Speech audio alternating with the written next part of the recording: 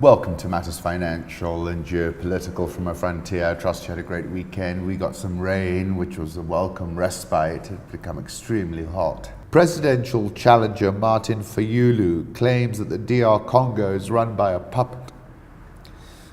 He won the election by a huge margin and will travel to Europe this week to plead with the international community to stop turning a blind eye to what he calls a massive lie and demand a rerun. I cannot close my mouth and accept what is happening. I will not let the destiny of an entire people be taken hostage by someone who refuses to give up power. How can you explain to the world an election where someone got 62%, but the winner was the one who got 16%, he said? If the international community accepts the fraud and lies, then I don't see how democracy can exist in this country. People will not vote next time. International community has two choices: to recount the ballots or to hold new elections within 6 months under international supervision. Kabila is still there and controlling everything. He appointed Tshisekedi. Kabila will continue to run the mining sector, the military, security, intelligence. Tshisekedi is just his puppet. Referring to an incident when a rubber bullet grazed his head in 2016, he added, "I know Kabila very well myself. I received a bullet from his forces." 7th of January, I was writing about the Congo. I said, it's not the people who count that vote, it's the people who count the votes. In that same article, I was citing an interview in which Kabila alluded to Arnold Schwarzenegger's famous quote, "I'll be back." I said then, this is a clear-cut case where the will of the people is being subverted. It's egregious, it's outrageous. 4th of February, I speculated maybe Dan Gertler is the puppeteer in Washington and that the White House is very transactional. Uhuru Kenyatta led his first economic and trade delegation to Ethiopia. Over 100 Kenyan businesses attended. Regional trade is the way of the future, says Ambassador Kamau. I've spoken about the Horn of Africa before and how everyone is jostling for optimal geo-economic positioning.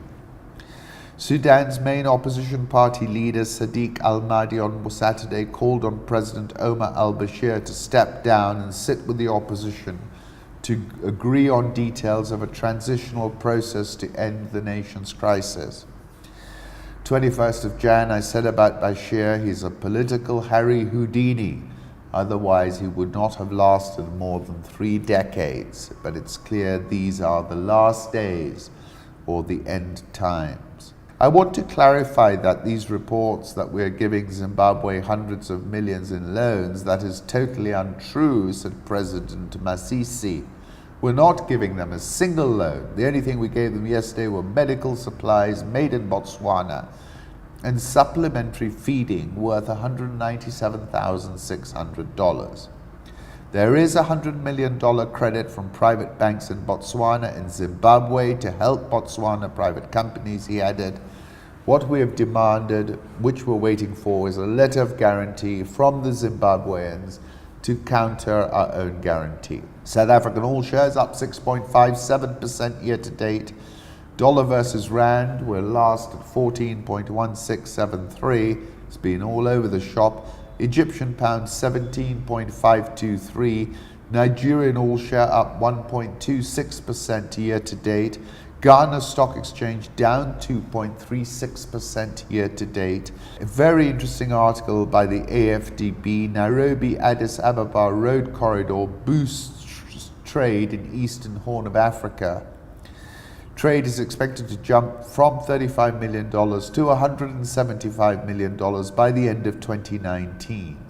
Average transport costs between Isiolo and Merile down from 0.49 to 0.28 cents a kilometer. Extra volume of goods transported to and from Mombasa reaches 900,000 tons per year. Interesting. Uganda and Rwanda trading accusations over border crossings dispute. But have a read of that article, it's on Richard Wrap-Ups. Kenya, this was the tweet from the Deputy Prime Minister. The master of deceit, as always, is spewing desperate lies. The car gift was bought by Christian leaders, including Uhuru Kenyatta and myself, at the request of the chair of Catholic MPs. Understandably, empowering the church offends magicians and the evil spirits they worship. And that's more of a signal that things are not looking too good. On a year-to-date basis, the shilling has appreciated 1.2% versus the dollar. Nairobi all shares up 8.89% year-to-date. Safaricom closing price 26.10, market cap $10.457 billion. NSE 20 is up 2.91% so far this year. Thank you kindly for stopping by.